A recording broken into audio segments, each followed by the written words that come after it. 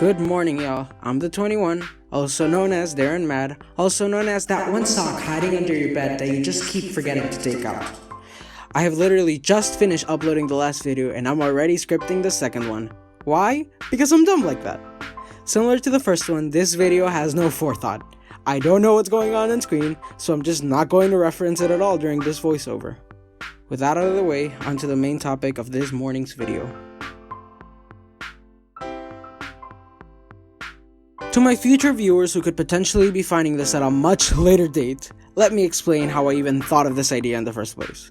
As of writing this, we are currently in Corona times, which means that the world is on fire, we now know humans can't follow basic directions, and the amount of free time an unemployed high school graduate like me has is, a bit too much. This, coupled with my pathological need for connection, led me to binge view lots of shows that I stopped watching a long time ago. Shows like Riverdale, How to Get Away with Murder, The Arrowverse, Walking Dead, and the main offender of this video, Grey's Anatomy. Before I criticize this fandom, let me say that I love this show. I think Shonda did a really good job with the first seasons, the characters and the settings, and I like the direction Ellen Pompeo is going with the show. I even like Station 19 and the crossovers. This piece isn't to criticize the show, it's to criticize the fandom. Now, the Grey's fandom isn't that big. The show has a lot of viewers, but the actual community of fans seems more dispersed than the usual show nowadays.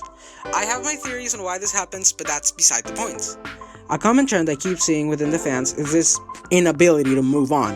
Okay, that and the universal dislike of Catherine Hagel, whatever. A lot of the fans seem so stuck on the older seasons that they just can't let the characters die in peace. When the trailer for season 17 dropped, the most common thing I saw in the comments was, "I miss when the show had Cristina," or "The show started going downhill when Mark and Lexi died," or even, "Derek Shepherd was the best thing in the show and I'm not going to see it anymore because he's dead." Here's the thing, all of those are valid criticisms. You're allowed to call the show trash for Sandra Oh leaving. But what isn't okay is repeating that sentiment every other day. It's hard to honestly enjoy the new characters when there's so much overwhelming negativity over some characters leaving. Before I knew what the show was about, I honestly thought characters were just going to be killed off left and right, because that's what the fanbase projects onto the world. If I didn't rewatch the whole damn show, I would expect there to be literally only 2 characters left who aren't dead. Because of all the whiny little fans who keep harassing Shonda and Ellen Pompeo over Patrick Dempsey, Kyler Lee, TR Knight, or even Justin Chambers after last season, it's also infuriating. So, I'm gonna go through each big character's departure and explain why the show isn't a pile of steaming garbage after they left. Good old George, 007, the original good guy.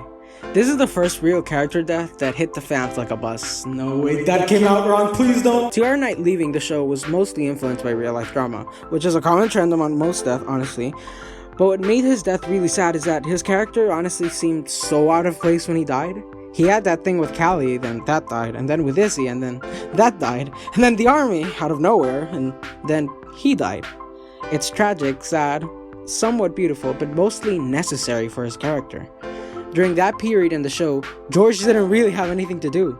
He had no purpose or development during an entire season, and he didn't really keep up with where the show was going. So, the writers decided he should just die, in a heroic way, just like he would.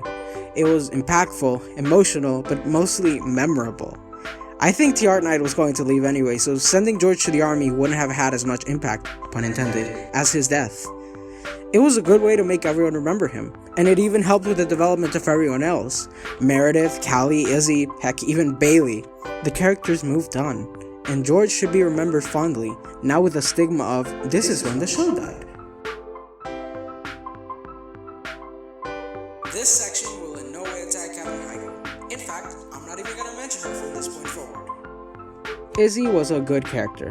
I know people don't want to acknowledge that, but please, Izzy was amazing. She had the best lines during the first season and actual character development. The whole storyline with the LVAD wire was so calculated and well made, and the resolution was tragic, but good. The way Izzy moved on from it, opened the clinic, started an affair with her best friend, and then got together with her endgame partner was good. It was all good. Her storylines were good. When Denny started appearing as hallucinations, and we slowly start seeing Izzy crack under her own mental state, it was brilliant. Her diagnosis, battle with cancer, her amazing wedding, it was all beautiful. And then the writers didn't know what to do with her. She survived cancer, then her best friend died. But Izzy kept going forward. Or so we thought. Her departure was sort of sudden. Not in a, wow, that isn't a good resolution type of way. It just came out of nowhere. She had a good record in the hospital, minus the LVAD, and she was actually funny to see around. But real life drama happened, and that made her character leave. Even though this happened, the characters moved on, and Izzy should be remembered as the badass feminist she was, not as a stigma of, this is when the show died. Or as an excuse to attack her actress. Before everything, I want to mention that this is when I originally stopped watching the show. I started watching right as Lexi came in as an intern on season 3, so she was probably my favorite person in all of television, and then she died. And I stopped watching because of that. That said, holy crap you guys, Kyler Lee wanted to leave the show. It is not Rhymes' fault that she wanted to leave. Lexi and Mark were definitely a fan favorite couple, so it made sense that they died together. But what didn't make sense is the actual way everything happened, honestly. Who came up with the idea of the plane crash thing? I want to give you a slap and a hug for thinking of that.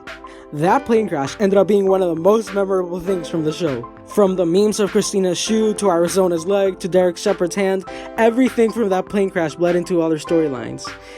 Even for people that weren't on the plane, Callie. So it made sense the two people died because of it. At least the writers had the decency of giving them a good final scene. That shot of Mark stroking Lexi's hair as she bled out was gold. So I always ask myself, why can't people let them die in peace? They weren't even important to the main plot when they died. Mark was being used as a plot device for Callie's Zona, and Lexi barely had a character besides white girl with dark hair at that point. It's hard to remember that they barely even existed on the show's actual plot before they died. And, let's not forget, Eric Dane even wanted to pursue other acting opportunities. The producer saw that a fan favorite actress wanted to leave, and her main love interest was thinking of pursuing other options, so they made the decision to kill them off together. And in a really memorable and kind of epic way. Plus, let's not forget that all the characters who survived that moved on, and Lexi and Mark should be remembered as a great love story that ended tragically, not as a stigma of, this is where the show died.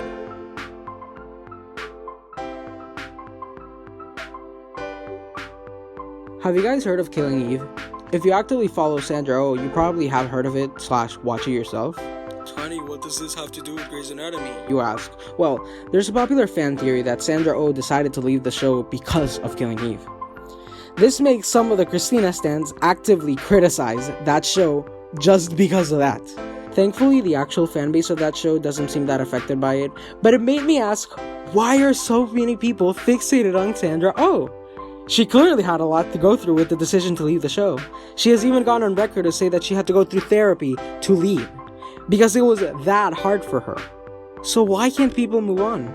Especially when Cristina Yang, the character, is still an active force within the show. I mean, she took Sam Bello under her wing to help her with Ice, and even sent McWidow to Meredith last season. She's often mentioned, and we see her texting Meredith on a regular basis, so why do people treat it like she died? I have two theories on it. The first one is that a large majority of people saw themselves in her, so it's kinda hard not to see her face in every other episode. The other theory is that people want to treat her like she said because they want an excuse to hate the show, and writing off an Asian American woman who doesn't want kids and is actively pursuing her career is the perfect excuse for it. Which is somehow contradictory, because Cristina left to pursue her career further. Regardless, both of these theories ultimately come to the same conclusion. It's not really Cristina's fault, or even Shonda's fault. It's the fanbase who misses her. But let's not forget the important thing. The characters have moved on, and Cristina should be remembered as the complex and interesting female character she is, not as a stigma of, this is where the show died.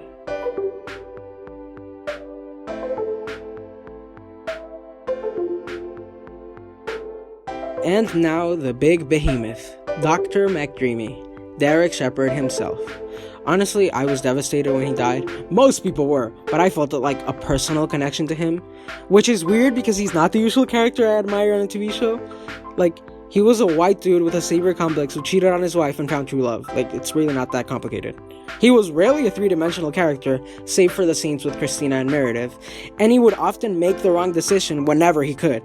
His death came as a shock to everyone. No one expected a show as big as Grace to do that to the main love interest, especially in such a trivial way as not getting a head CT. But I want to remind everyone of something. Derek Shepherd was never the main focus of the damn show. Derek was introduced as a plot device, the love interest for the female main character who also happened to be her boss. It's a trope. He grew to have complex ideas and emotions after that, but he wasn't much of a character until like season 3 or 4. And by the time Bailey was born, he had no purpose in the show anymore. He was supposed to support Meredith when she wanted to further her career, but then he found his calling by literally getting called by the president. And it seemed like he was going to make the right choice, staying home for his wife, who desperately needed help, may I remind you. But then, out of nowhere, he turned into the selfish one again. He berated Meredith for him leaving and then made a big deal of returning, only to die trying to help people in the accident. He didn't die a hero, he died as a doctor. He was being a trashy husband to Meredith, a selfish brother to Amelia, and was basically just being a bored white guy surrounded by people who were actively at their prime. He just could not handle not being at the top. He saw how well everything was going for his non-white, non-male friends, and he wanted to make change because of that. Did you really think he left for Washington because he wanted to change the face of neurosurgery? No! He was being selfish and wanted escapism from his wife. The show even beats it over the head with all the lines Meredith has of Derek being selfish, and also that scene of him nearly cheating on Gray. That was on purpose. That was to show that Derek wasn't perfect. But it didn't work, clearly. The large part of the fanbase stopped watching after that because white dude number 3 died, and everyone put him up in a pedestal the writers are actively trying to fight against. Think about it. Do you really believe a show with progressive ideas and feminist undertones would view Derek Shepherd, the straight white male love interest, as the hero of the story? No! That's dumb, and everyone who treats Patrick Dempsey as the second coming of Jehovah needs to learn to chill out. Derek was never supposed to be the main point of the show. That's why he could die. And honestly, his death turned out for the better. Amelia grew from it and learned to value the good people in her life, getting closer to Gray. The characters learned that Meredith is human and has been through a lot and actively needs support because, hello pod. And Meredith grew into an independent single mother who could pursue her career without sacrificing her family. It was bloody brilliant. The producer saw that Patrick Dempsey wanted to leave the show and decided to make all the non-male, non-white characters grow from it. How often do you see in a TV show a straight white male character being sacrificed for the development of the oppressed minorities? It's the opposite of the black guy getting killed first and the bury your gays trope. It's progressive storytelling. But the fans can't let Derek die. So I just want to gently remind you, Derek Shepherd was not the be-all end-all of Grey's Anatomy. The characters who were on the show, his family, moved on, and he should be remembered as an okay husband and as a funny, interesting character, not as the stigma of, this is where the show died.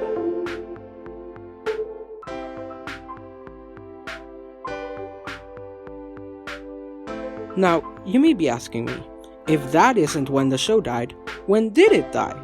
It's a simple answer, it hasn't died. In fact, it's grown.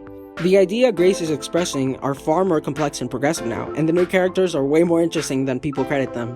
Teddy, Karasik, Schmidt, Andrew DeLuca, all of Station 19's characters, Amelia, Shepherd, Link, Maggie, they're all far more interesting and enjoyable than some of the original cast.